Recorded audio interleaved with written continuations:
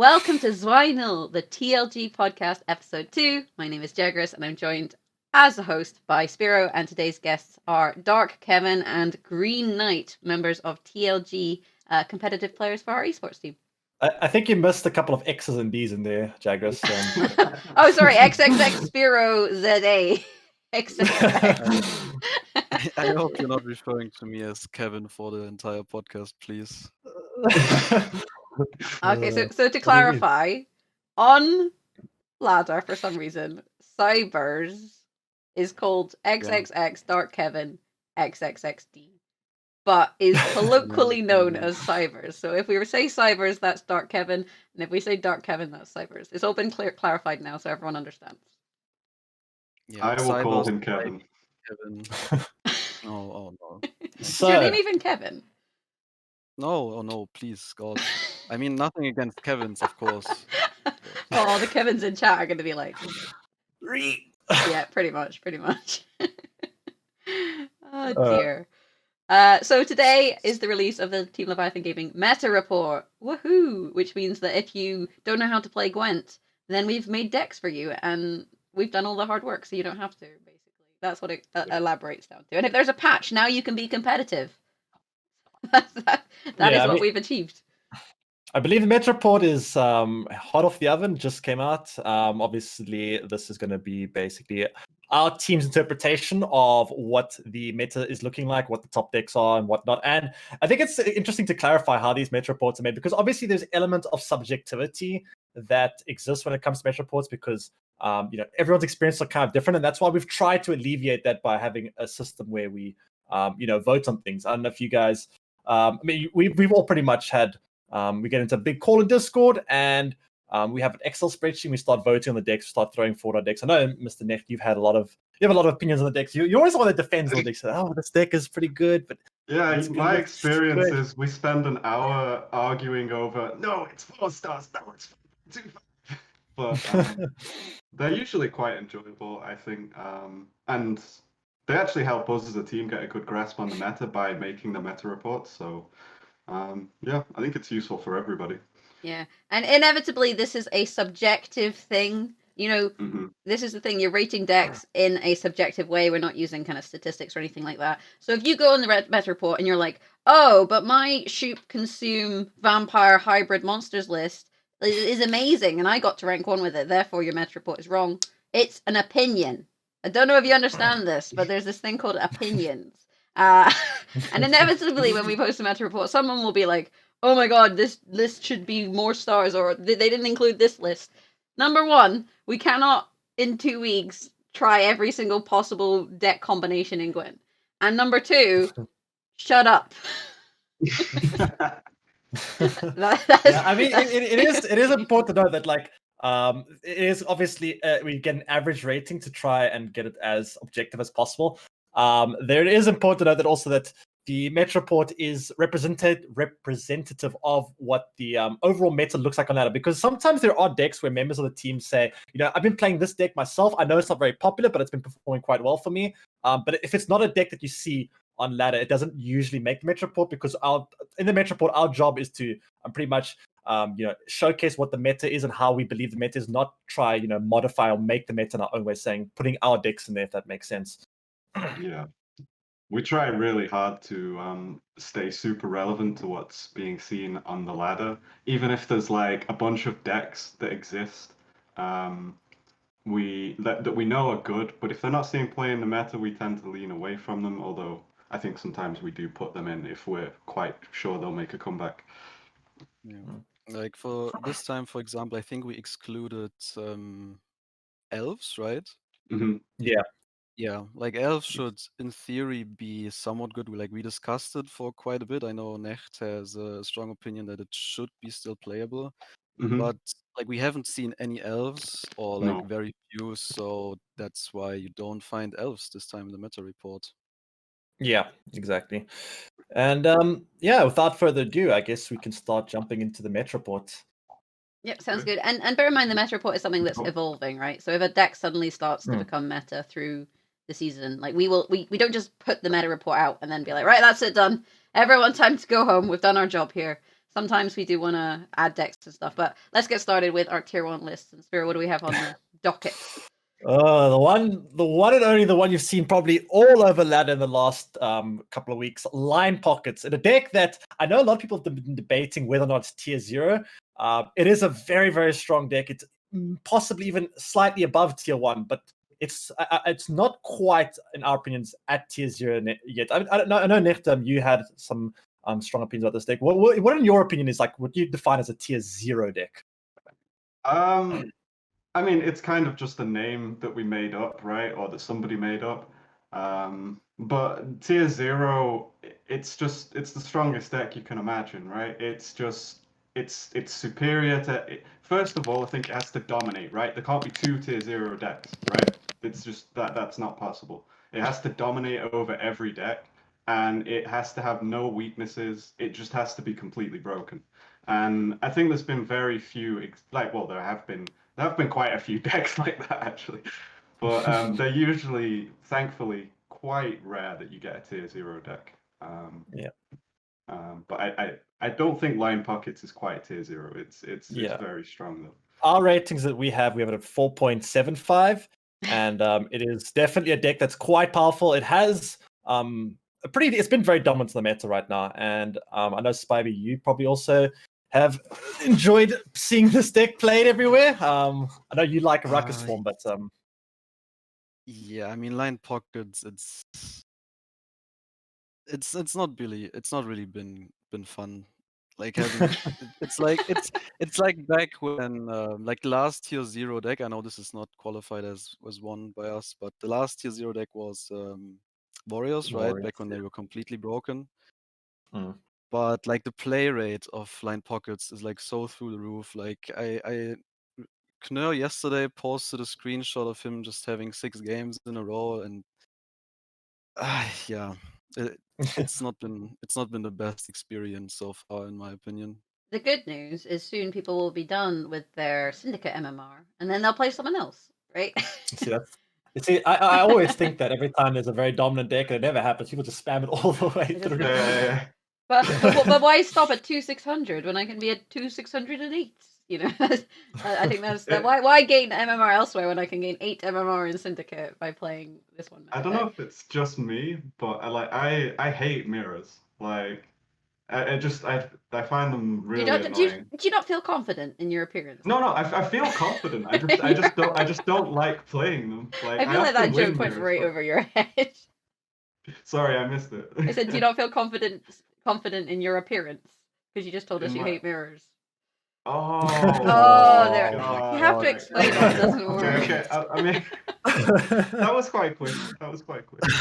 Well, no, I hate mirrors as well. As a caster, I detest mirrors because ultimately it comes down to, like, if we have the exact same deck, a lot of it's just like draws or coin flip or that sort of thing. Like, that's what it comes down to. So I can understand at the moment if everyone is spamming Line Pockets and you're just playing Line Pocket mirrors, it's almost like a 50-50 on whether you're going to gain MMR or lose MMR.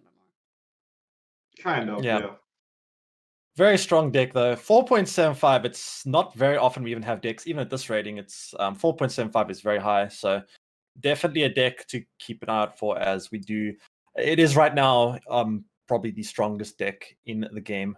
Not quite tier 0, but you know, a very strong tier 1 deck. I think it's a completely valid rating as well, because if you look at the recent qualifiers, everyone had Line Pockets. It was unanimous from a competitive standpoint. It got regularly banned. And it's one of those decks that's really annoying because it has a little bit of everything. Like, it's got some removal, it's got some uninteractivity that it can choose to play. It's got a lot of kind of tempo if it needs it with spending and stuff. So it's just frustrating. It's one of those cards that's frustrating. It's got a little bit of thinning with the Neuromancy and Flying Redanian. So it's just quite a consistent list that does a lot of different things. So I think very, in this very situation, flexible. Yeah, the rating is completely fair. Our second tier 1 list is at 4.5 stars, the Arrakis Swarm list. Yeah, this list is, I know, one that a lot of people on our team are very highly rated, very, very highly, and it's definitely a deck that I think has a bit of a learning curve at the start. Once you get the hang of it, it's not as difficult, but I think it definitely is a sharp learning curve for people that want to get into this deck. For sure. Yeah. Opinions? Like when we made the ratings for the meta snapshot, like I rated AQ equal to line pockets actually, because it's just I had a really easy time climbing with it, and it felt only that iced is like a really difficult matchup for it if the iced player pilots it correctly. But other than that, I feel like AQ has so many good matchups like all around, and just the long round potential and the bully potential too with like Crimson Curse. It's just unmatched in this patch, I feel like. Yeah. Yeah, that's a very strong deck. I know Green Knight, you have you I think you were one of the original, I guess, pioneers of this deck. I know you've been playing it for trying to building versions of this deck for quite a while. About 2 years, yeah. What is it about Swarm Monster that you love so much? I mean, it's not that I've played. I remember I just made a deck, and I'm not sure I was like the first person to ever make a Swarm Monster deck, but I remember back in beta, monsters used to have like, you know, like with like Woodland Spirit and the Foglets coming out and stuff. They used to have like this huge board, and like I just remember that with monsters, and that's kind of. I was like, at the time, all monsters were doing were they were just playing like, you know, like big boy stuff and just really so. And I was like, I don't want to play this. I want to play a swarm deck. I want to play like a proper monster deck kind of thing. I just love that you had to clarify there that you weren't the person who invented swarm monsters, as if like monster swarming hasn't been around since like beta Gwent. Like, by the way, guys, I didn't invent it, you know. But you know, if you thought I did, because that's a likely thing that people would be thinking, you would be in fact incorrect.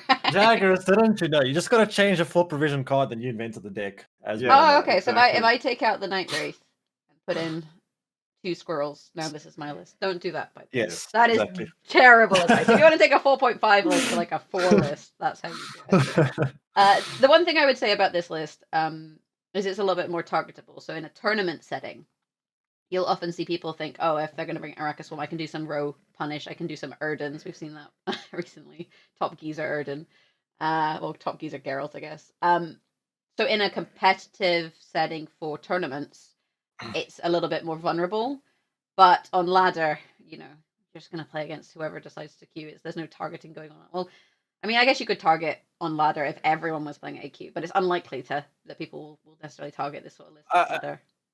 I think one of the things that keep this deck a little bit down, I mean, I say keep it down, still one of the strongest decks right now, but one of the things that slightly keep it back is it is vulnerable to one specific card, which you see in this deck, Yrden. Yrden does hurt this deck quite a bit, and there are times where there's a lot of people playing Yrden on ladder, and sometimes Arrakis Swarm can sometimes have some difficulty with that, but other than that, the deck has very few bad matchups, and it's actually a pretty strong deck, and that's why I think it's quite worthy of tier 1. It's 4.5 stars. Not quite 4.75 like Line Pocket, but still very, very. I think these are the only 2 tier 1 decks we have. Is these 2 actually? Yeah, and I think nobody plays Erd and Spyro. What do you mean? I never queue into Erden players. Yeah, like the problem for you, Spyro, is that there's sudden rise of the Erden player this deck. So yeah, but I think these lists. Oh, sorry. Continue. Dark Kevin XXXD.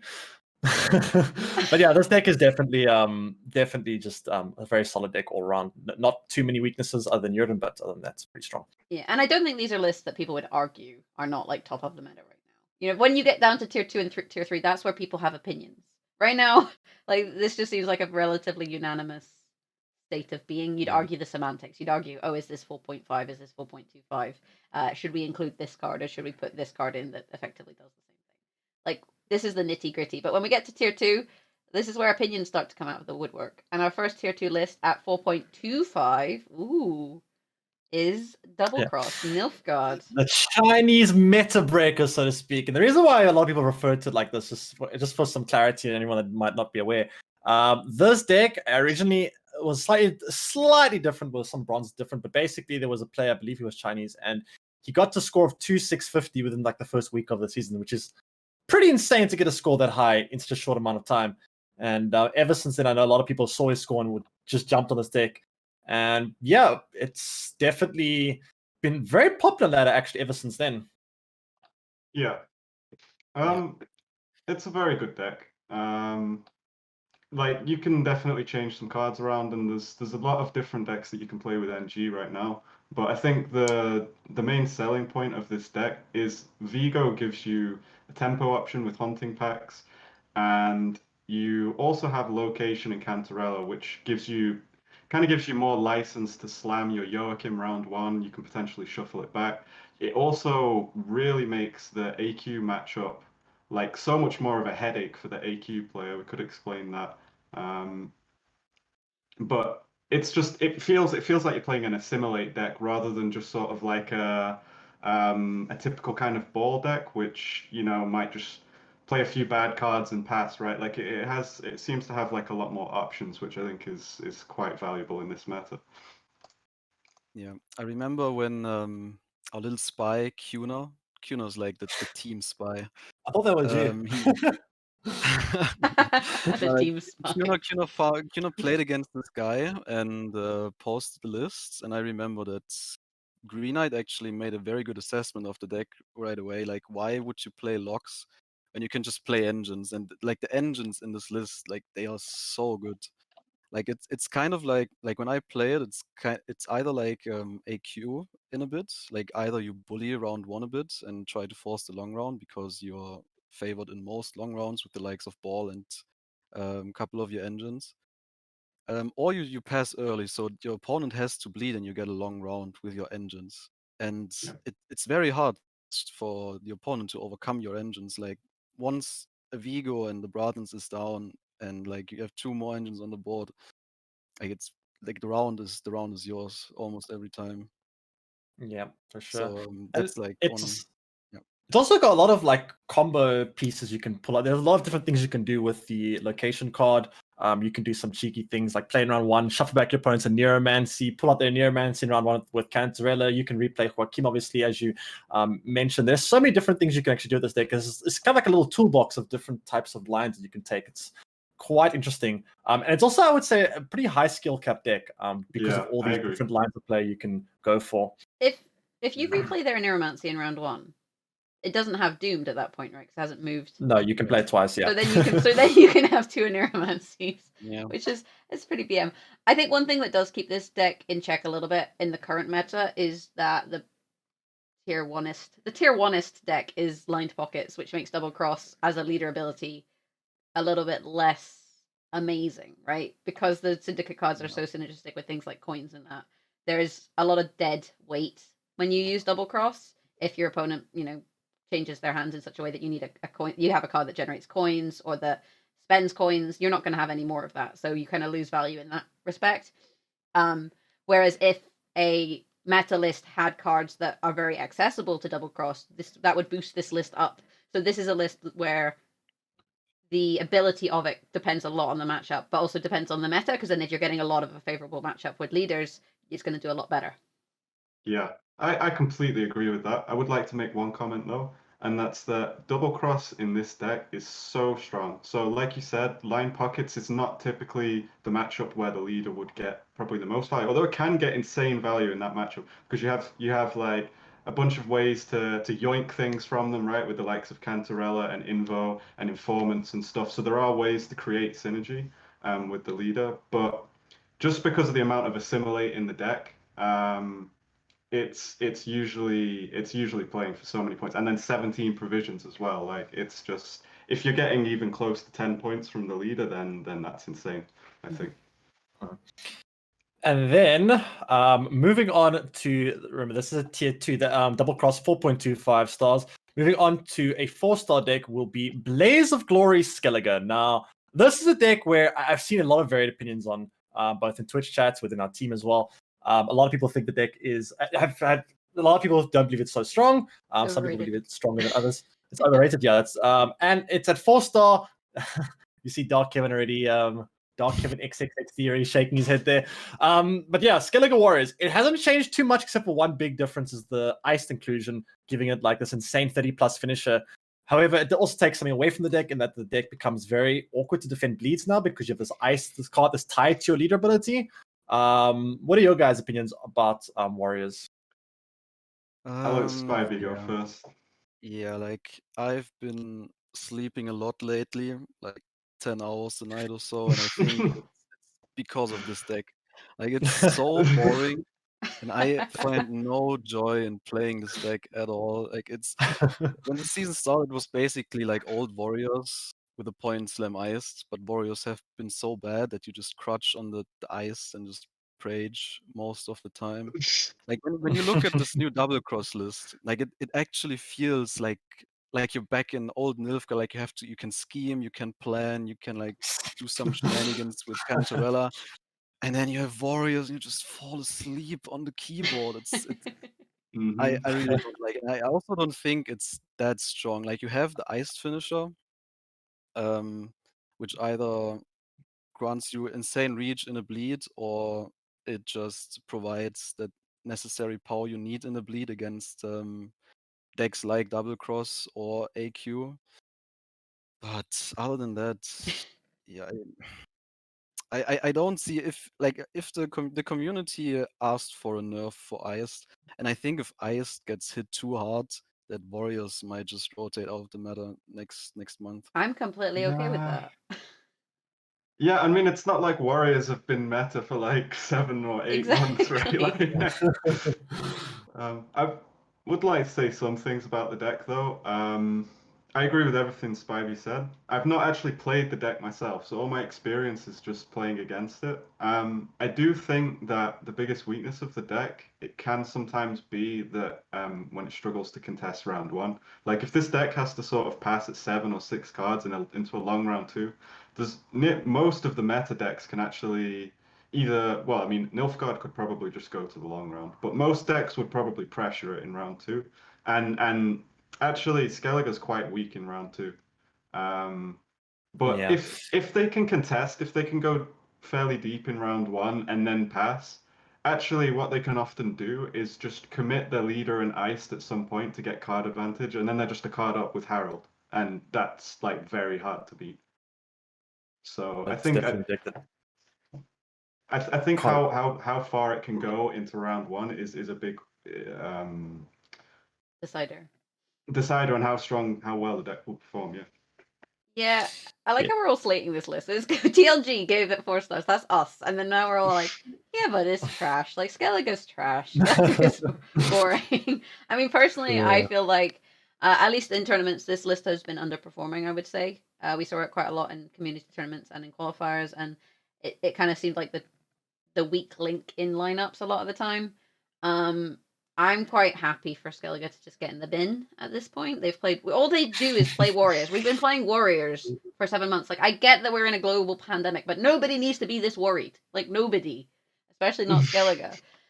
I just feel like they're so boring, and it kind of hinges on Iced, right? If you can Iced in round 3 and get 8 million points, then of course you're going to win.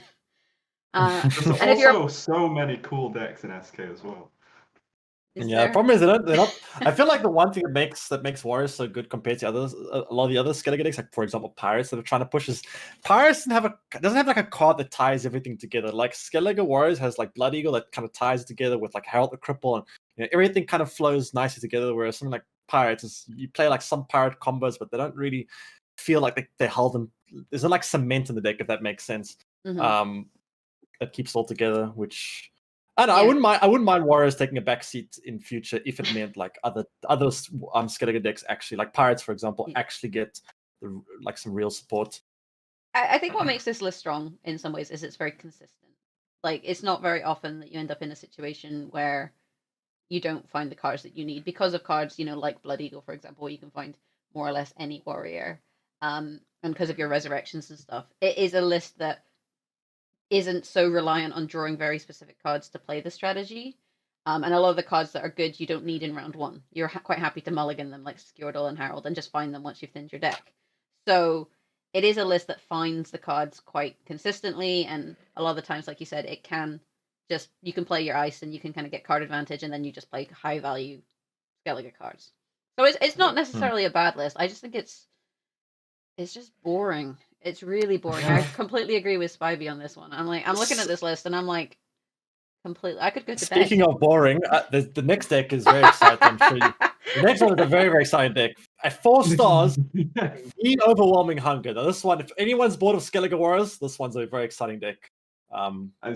Some people love this deck, but I'm not some people. Do we even need to talk about this list? No, next. Can we just go next? Like it's Vi or V or whatever you want to call Nothing to it. see here. Okay, so next up we have Northern Realms Witchers. Let's just keep going. But for real, what does Vi even win against? Sorry, no, we've except moved on. for- We've moved on. Keep going. Except for SK. It's so weird. I mean, don't get it. I think this with like double Forktail, I think it does pretty well into AQ, like even against Erden. Really, Like, even against it. Yeah, like Because the Forktails can help you to win round 1. And the you Fork can is Iharaquax. Is that how you say Iharaquax? You can just Iharaquax at Erden if they don't draw it in round 1. Essentially, Isn't this matchup like super round 1 dependent? Whoever wins round 1 is like very favored. Yeah, I think it's going to be decided in round 1 very often, and then come down to draws later on. But like I think the Forktails definitely give you good chances against AQ. Yeah, Folktales for sure. Pretty big. You can also do some cheeky things at Noon Wraiths and like consuming them to try to clog your opponent's board if your opponent's not paying too much attention. But yeah, it's still around. It did get nerfed pretty heavily. Like V lost like several points and provisions and leader ability charge, and yet it's still here. And I think a lot of that was because of the fact that obviously Lockdown kind of got taken off the meta because the leader ability was completely reworked, and because Lockdown got nerfed, although V got nerfed as well, its worst matchup is now gone. So V can still somewhat compete in the current meta. Yeah, and don't forget it made it to an open, right? Like Red Rain. Yeah. It won an open. Well, not won. He was best loser, but you know, it almost won an open. Yeah. He got with it, which is a good read on his part. Like we had 12 SKs, and Vi versus SK is definitely not what you want to see as the SK player. So yeah, good read on Red Rain's part. Let's go Witchers. Let's go NR Witches. 4 stars. Another very exciting, interesting deck to play. Oh, no, But at least it's got Geralt in it, and he's kind of cute. Yeah, I just see we put the Erden version in the snapshots. Are you offended? Are you offended by our Erden version? Yes. I mean, it's probably the right call, but it's so bad. Like, I've actually played some Witchers. I know you're a Witcher connoisseur, Spybie. So I don't know if you're upset or happy that you're not playing Witchers, or that it's not meta, but it feels pretty solid still. A lot of people did quite well with it in the qualies as well. Yeah. 4 stars, still a solid I deck. don't know what to think about Witchers. Yeah, I mean, it has some. Sorry. No, it's okay. Yeah, I mean, it has some tough matchups nowadays. That Jurden definitely helping out against one of them with the Araka Swarm matchup. Although Skellige is a bit of a painful one for this deck, especially with Jurden. Skellige can do pretty well against this. So I played this matchup a few times last night, and I think if you have to win round 1 as NR more or less. But it's more comes down to like what price do you have to pay to win round 1? Because if the price is quite low, then I think you're actually doing really well against SK. Like you just smoke them, like they get into a lot of trouble round 2, and then once they've committed Ice Leader, like you're usually just winning round 3 with Witches, Assault, Leader, you know the drill. Yeah. No, the drill's in Syndicate. Yeah. That's such a Jaggerous joke. Yeah, I think the NR SK matchup is one that can really go either way. In tournaments, I've seen it go one way or the other, just depending on what happens with round 1. I don't mind Witchers. Like it's still boring. You know, it's still pretty boring, but it's a little bit less boring than SK. Is it? Yes, I was about to say that. Is it less boring now because you don't queue into it very often? Yeah, that might just be it. Maybe, maybe. But then I don't know. Is that what makes a list boring? Do you think Line Pockets is boring? But Line Pockets isn't boring to play. That's the difference, right? I think if you just played the same deck forever, and everybody played that deck, it doesn't matter how cool the deck is, it would become boring, right? Like when I first started playing Witches, I thought it was really fun to play, but it did quickly become kind of boring. Yeah, I mean, it's a very linear game plan of the deck. It's kind of win round 1, push round 2. It's kind of functions like old Monster Thrive decks, kind of just win round 1, push round 2. Very linear, and yeah, it's been around for a long time. It didn't get hit too hard with the nerfs. It made the deck a little bit more awkward with the Vesemir, and the Sidemen did get a little bit of a nerf, but otherwise, it is still it still sees some play, and it still does what it always did best, which is to win round 1 and put some pressure on your opponent in round 2. I like that we complain about Vi being like, oh, you play Vi, then you eat Vi, then you play Vi. But that's 2 steps. In Witchers, you play a Witcher, then you play a Witcher, then you play a Witcher, then you play a Witcher, then you play a Witcher that plays other Witchers, then you play a Witcher into a Witcher. Like, it's not really more exciting when you think about it like that. But, I mean, these lists are kind of point slammy, right? They just, well, the Witchers list especially, you just slam points and hope that your stuff doesn't get touched. Yeah, Yes. like the Witcher list is rather snowbally. Like you build up slowly, and then you have this explosive late round. Where I think Witchers took the biggest hit is in the matchup table. Like the matchups are really not that great. Like the new Lockdown rotating out, like Lockdown being completely gone from the game. In fact, did not benefit this deck at all. And then you have line pockets that just controls your board, and you get drilled. You have AQ with Erden. The Chinese meta breaker is also not great, and the SK matchup we already discussed. So the matchups are not so great, and the nerfs are quite significant. So I completely agree with that. I don't think there's many matchups where you can say, oh, this is an easy game for Witches, at least in terms of like the top meta decks.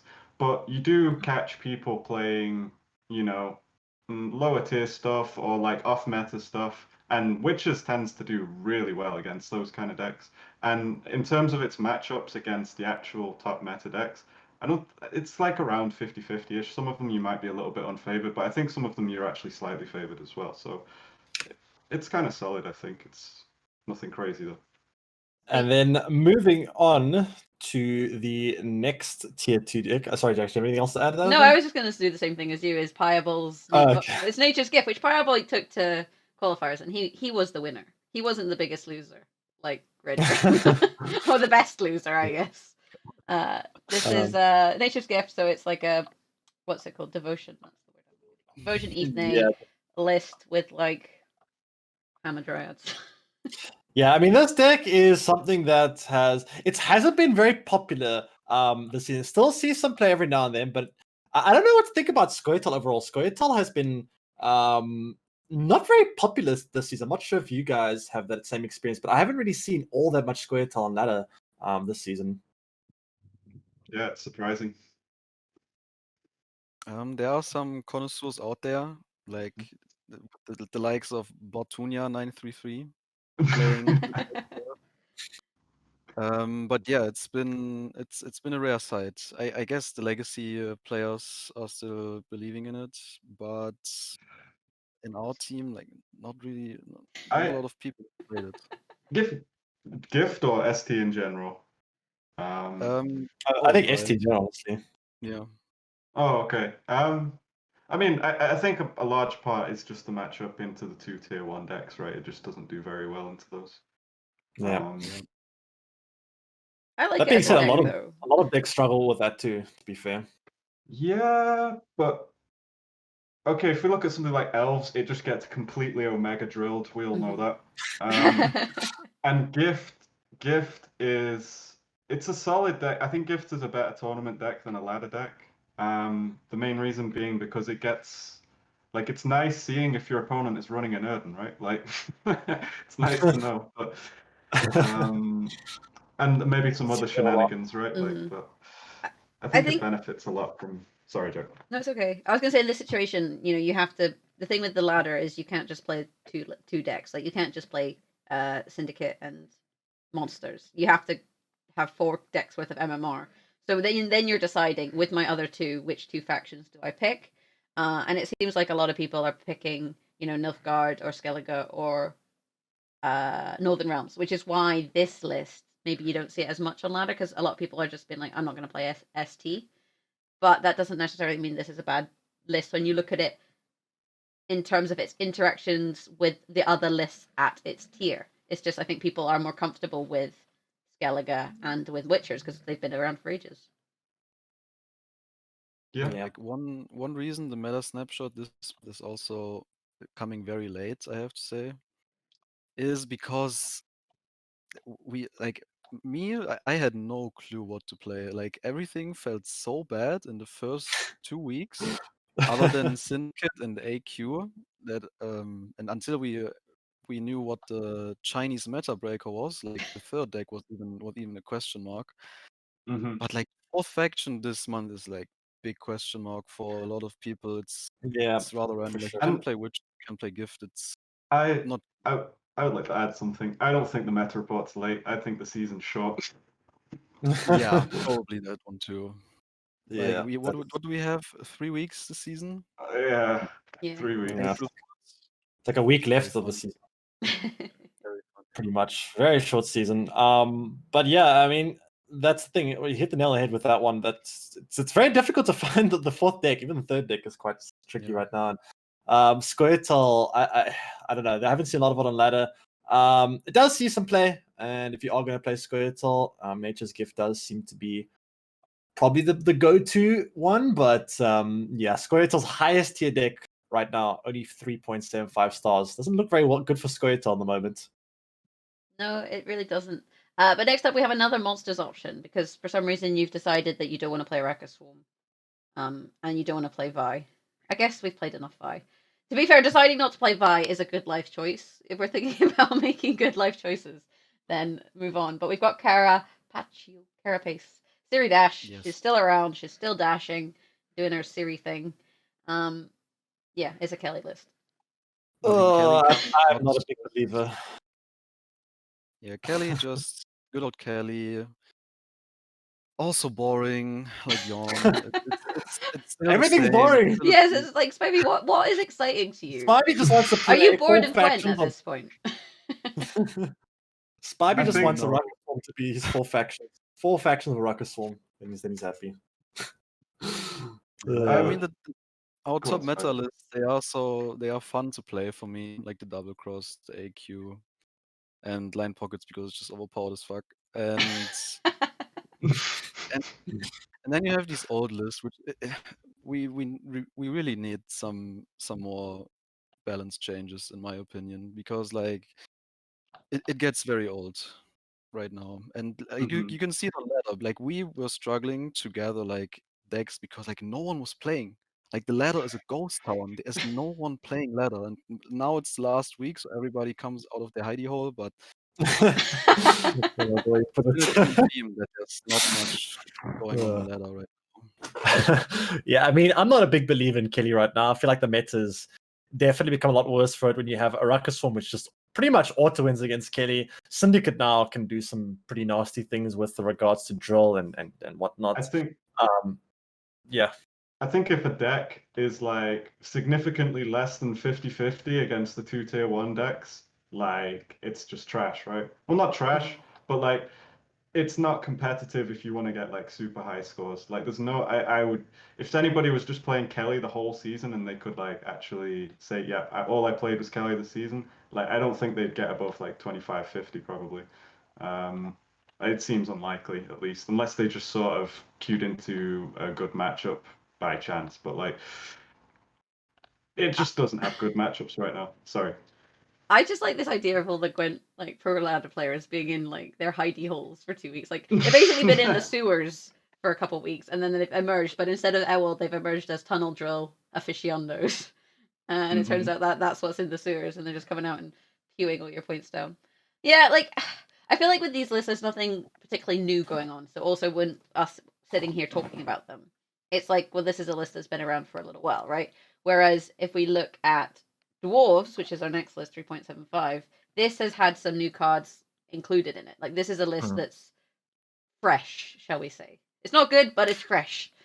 It's fresh. I mean, it is. It has potential with some further support or buffs to make this. I mean, this deck is close to being good. It's just the one big flaw of this deck is it has like almost no removal. It just can't touch your opponent's sideboard at all. You have to just go into complete solitaire mode, and it does leave you wide open for a lot of abusive strategies of your opponents. That being said, it is close to being good. It is almost there, just not quite there yet. I think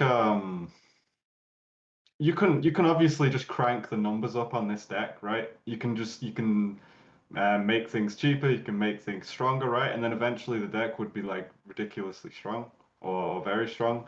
But like you said, I think if you actually just look at what the deck's doing, it's just slamming points, right, and playing a heat wave, which is fine, right? Like if you like dwarfs and you like slamming points, that's good and it's fresh, like you said. But I think you'd have to be like some reworks of cards really to make this like you look at a deck like Crimes, for example. It can do everything, right? Like it's got points, it can interact, it has answers for defenders, it has carryover. Like there's so many aspects to the deck, right? Whereas this seems like it's missing something, right? And there's not really that many great options that you could add to it to give it that extra sort of.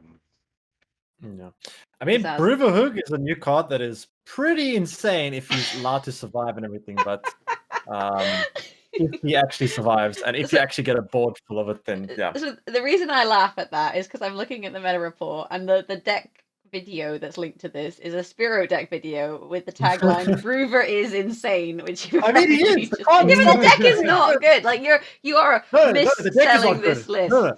The deck is not very good, but the card Bruverhoog is insane. The card itself is really good. So what you're saying in your YouTube title is that the card is good. You're not trying to tell people the deck is good, and this is not in any way misleading. Bruverhoog is insane. I didn't say Dwarf's insane. Bruver is insane. I think as far as like YouTube clickbait goes, like that is like really innocent.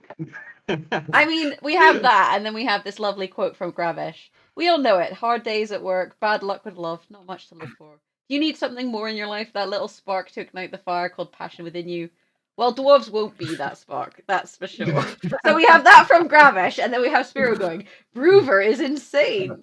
I mean, I can tell which one of you is into dwarves at this point. I said Bruver is insane, not dwarves, Bruver.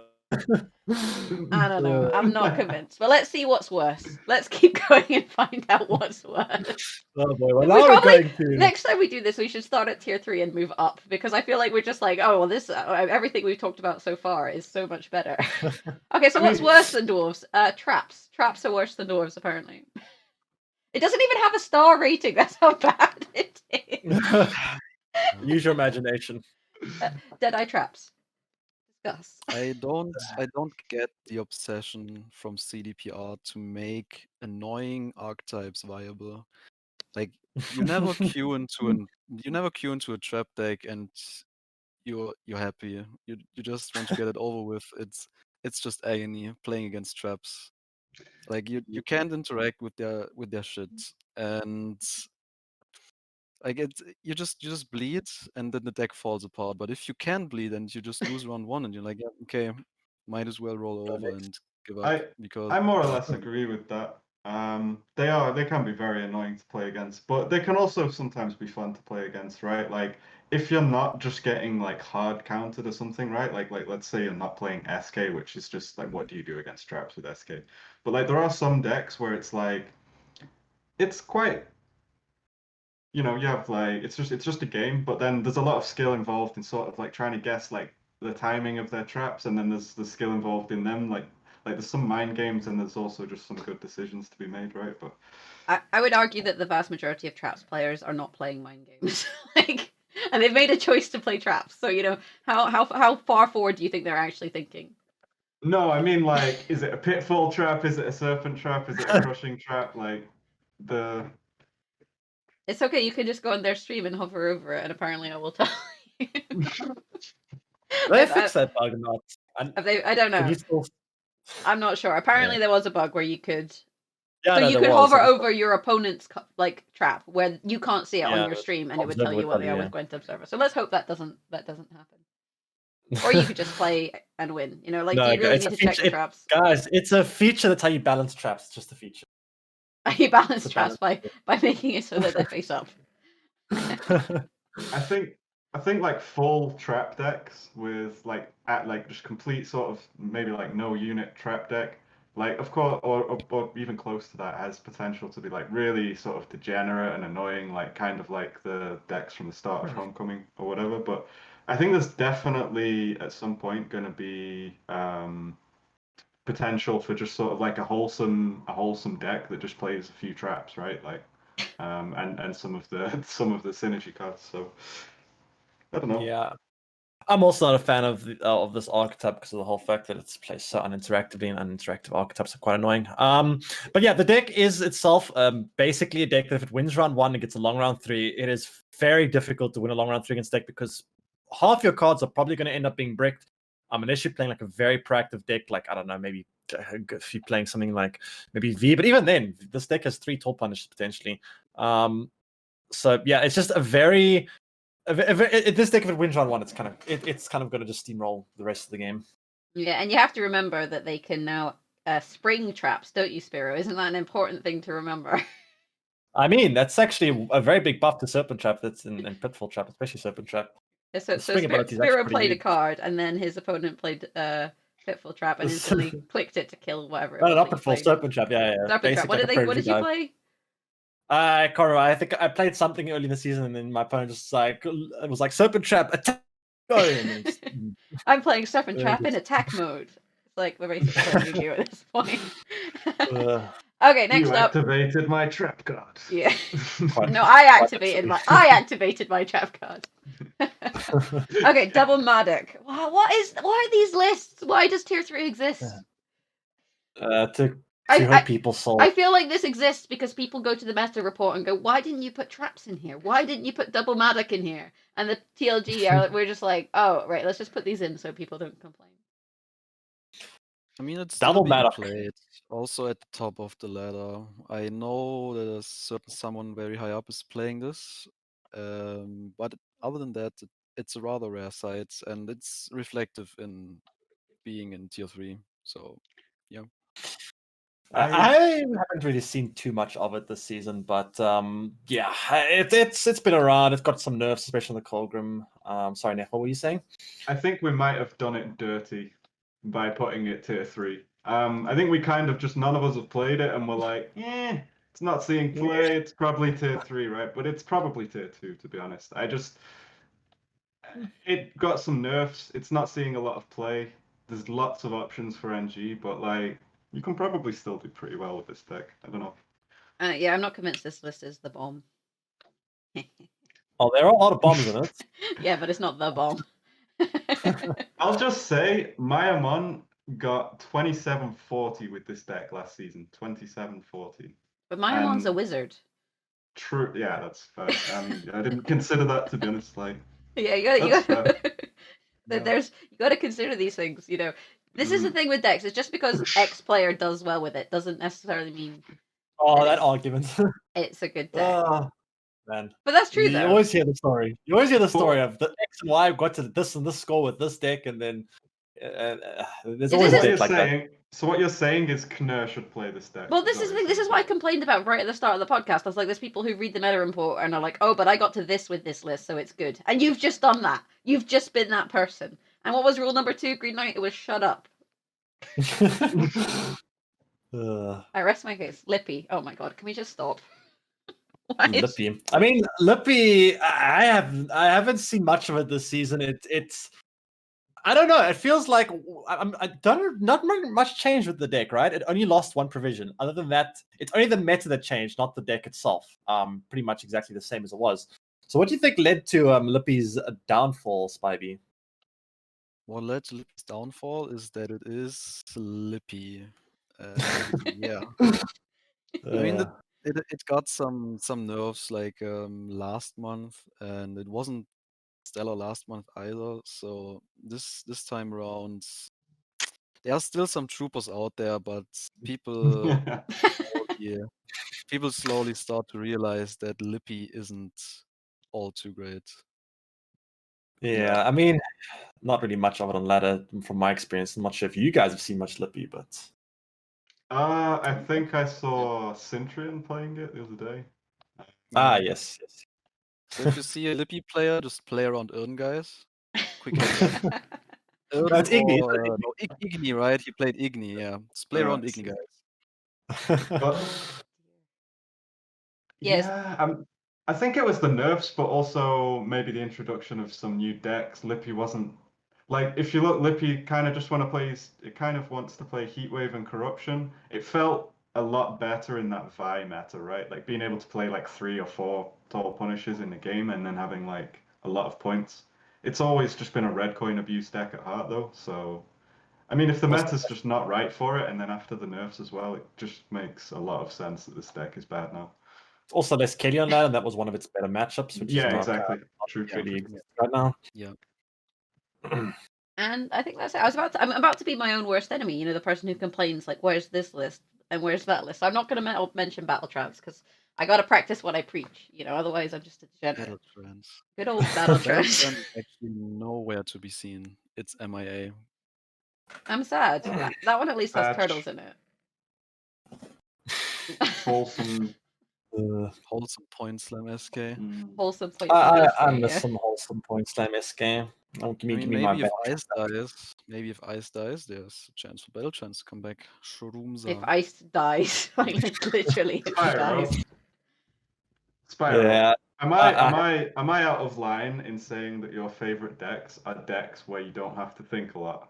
I mean, there's something nice about a wholesome smoke. I mean, to be fair, right now my favorite decks are decks that don't get Uridan. Those are my favorite decks. Oh, okay. So lined pocket. No, well, I mean, Line Pockets isn't that bad against Uridan. More like Skellige Warriors. That deck actually. Are you the one person who is bored of warriors? I was the one person that gave Skellige Warriors a 4.25 rating. I was the one person. I was there. As the only Uridan proof. There's only 4. I need to come to these meetings just to vote against Spiro's vote, you know, to cancel it out. So that if he votes 4.25, I'll be like, yes, a 2. You know, just bring down the average of anything that Spyro enjoys playing. I'm gonna reverse psychology you and just vote weekly on decks. No, because then you'll be like Lippy 5, Matic 5, Traps 6. I gave Traps a 1-star rating, by the way. 1 star. I mean, at least it has synergy, right? That's what it's got going for it. Like the cards interact with one another, so it can't be no stars.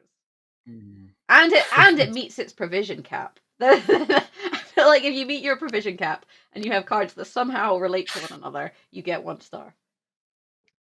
I'll say something about like the traps though, because I actually think they've got potential. Like I really do. I just don't have time to sort of like test and build some decks. But like, the season's just too short. But why don't you? I can't really do it this season. Why don't you have time? Don't do it any season. That's the real question. Are you too busy? Are you too busy jamming meta decks? Yeah, I'm too busy, you know, eating food and sleeping and breathing. Yeah. Are you too busy waking up 10 minutes before the podcast and having a shower? Yeah. Not that happens, you know. Not that that's the reason we were slightly late in starting. Yeah, definitely not. All right, closing thoughts on the meta and the meta report. Dark Kevin, let's hear what you have to say. Closing thoughts. The new cards were an okay step in the right direction, even though most of them didn't see play. But I like that we're introducing more cards more frequently and hopefully frequent balance patches, because it's been getting a bit stale. But we also have some good new decks that are fun. I like that AQ has been slowly creeping its way into the meta. Line Pockets with a few tweaks could finally bring Syndicate back. So yeah, I'm staying optimistic and hope that it's going in the right direction. Yeah, I second that. I think, you know, there's lots of cards which can be Even just that are just power crept out, right? There's so many cards which could just hopefully get buffed so that they see play, just diversify the meta. And then I think actually if you nerfed Syndicate a bit, the meta would be, I mean, it wouldn't be my favorite meta. It wouldn't be the most amazing meta by a long shot, but it would be probably quite balanced if you nerfed I mean, Syndicate. it's nice that we're going to be getting more frequent changes, like little mini expansions, so to speak. So the meta's going to change more frequently, which is nice. And yeah, we're also going to be getting some balance changes between those little mini expansions, I believe. So we should get some tweaks next season, hopefully, and we'll see what the meta looks like then. Okay, and I guess my only closing thought to add is that I'm always a bit scared when Syndicate is a tier 1 list, because the vast majority of people are terrible at playing Syndicate. Like, Syndicate is one of those factions that is the highest skill cap. So when it's tier 1 where people who don't know how to play Syndicate are winning with it, the people who do know how to play Syndicate are going to be really, really scary. And I think that's part of the reason why you're seeing players like Saber at, what, 2650 or something like that with Syndicate, is because if it's a tier 1 list like that in the right hands, it's pretty indestructible, I would say. Yes, I agree. But as mentioned before, the popularity of this deck is so high, you're going to queue a lot of mirrors, which can be annoying. Yeah, that's fair to say. Okay, well, I suppose that's it from Zwei, Null, the TLG podcast. Don't forget, you can follow us on the places that there are podcasts, of which there are many, including Spotify and iTunes. People even use iTunes anymore, probably. On iTunes and other Apple, wherever Apple puts podcasts. I'd be Stadia as well. Stadia. Yeah, and we'll be on YouTube as well. And I guess you can watch it here on Twitch if you fancied rewatching the whole thing. That's an option too. So lots of places to follow Zwei, Null podcast, and you can always consider following the Team Leviathan Gaming on Twitch to support us on Twitch and on other places, YouTube and all that, and Twitter. Basically on social media. We're where podcasts are and we're where social media is, which is everywhere. Spyro. All right, yeah. Thanks, Jaggerous. There's been it's definitely been an interesting one. Talk about the Metro, going through the Metro report. Obviously was a little bit late for some. But the season's so short, it came a little bit towards the end of the season because the season is just so short. We wanted to make sure we had a good handle on everything. But yeah, we'll see you guys again next time. And yeah, thanks everyone for joining us. Thanks, thanks Spybie and Green Knight for joining. It was a lot of fun having your insight into the meta. Yep, Thank you, and guys. this is the part where we all smile and wave at the camera until I end the stream, and we're gonna raid someone. So I'll sort that out as well. So everyone, smile and wave. Can I stop boys. waving? No, keep going. Oh, Keep do I need to keep waving? No, Okay, keep waving. okay. Keep waving. All right, okay.